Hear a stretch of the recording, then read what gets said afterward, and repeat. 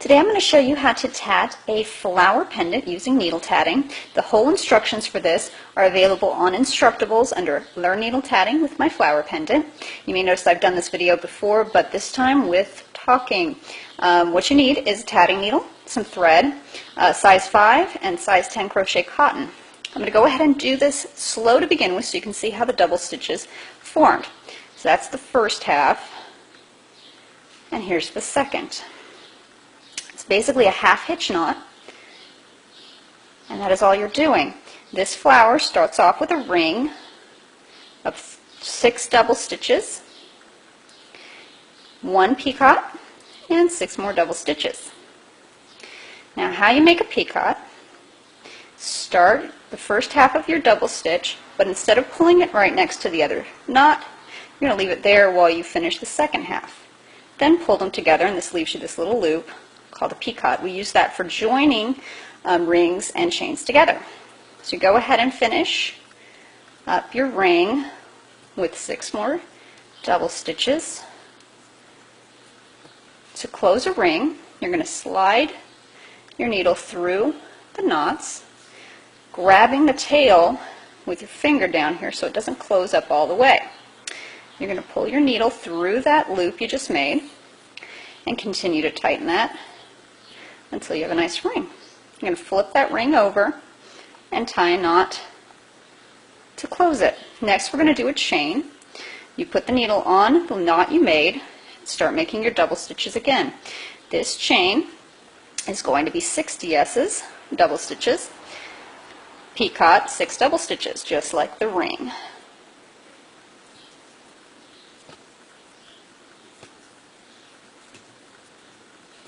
When you finished your chain, to pull that off, same way you did with the ring, and instead of grabbing that loop, you just pull it right through. You're going to notice that it curls up like that, and that's kind of what you want it to do. Flip it over and tie that. This is going to be followed by another ring, exactly the same as the first.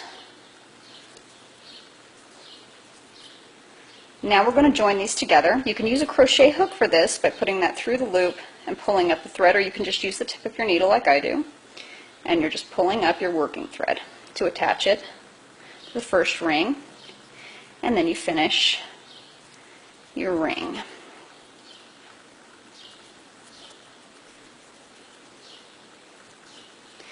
And remember, when you close the ring, you want to grab that tail to make a loop.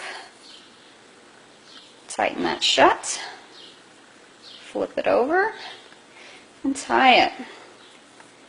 Now this pattern has 5 rings and 5 petals or chains on the outside.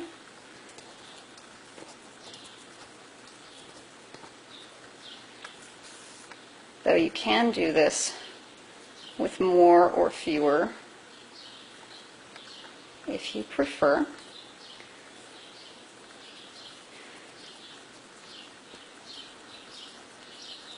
Obviously I'm going fast now because you've already seen how they're formed. When you go to add the next ring, you're just going in that first picot again and grabbing up the thread to finish it the same way you did before.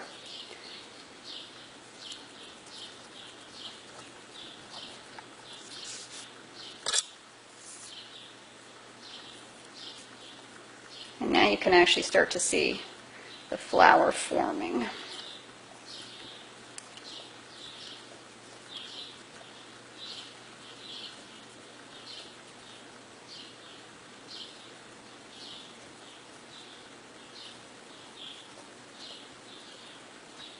The nice thing about needle tatting is if you make a mistake on your stitches, you can literally just slide them right back off the needle and start over.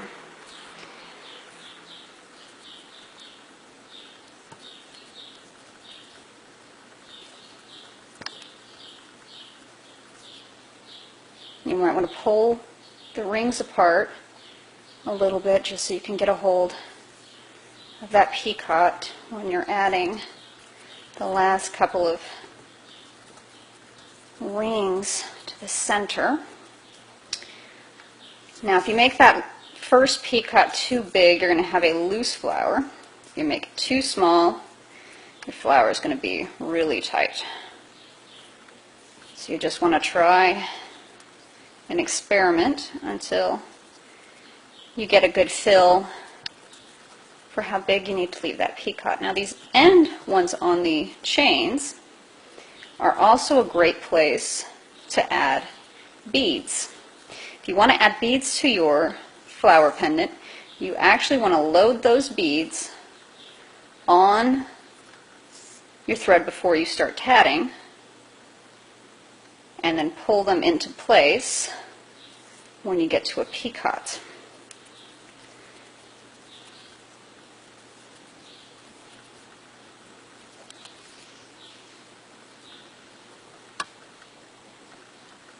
You also might notice, as you get closer to ending your pendant, that it is terribly warped looking.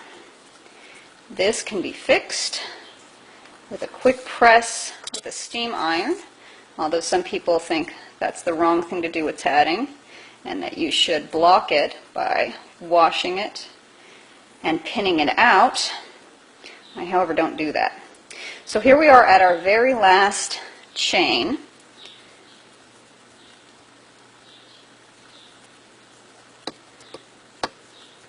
I'll show you how to finish up the pendant. Okay, so you've got your last chain. You pull that off, and you're not going to tie a knot. What you are going to do is pull your needle through one of the stitches here at the beginning of the pendant.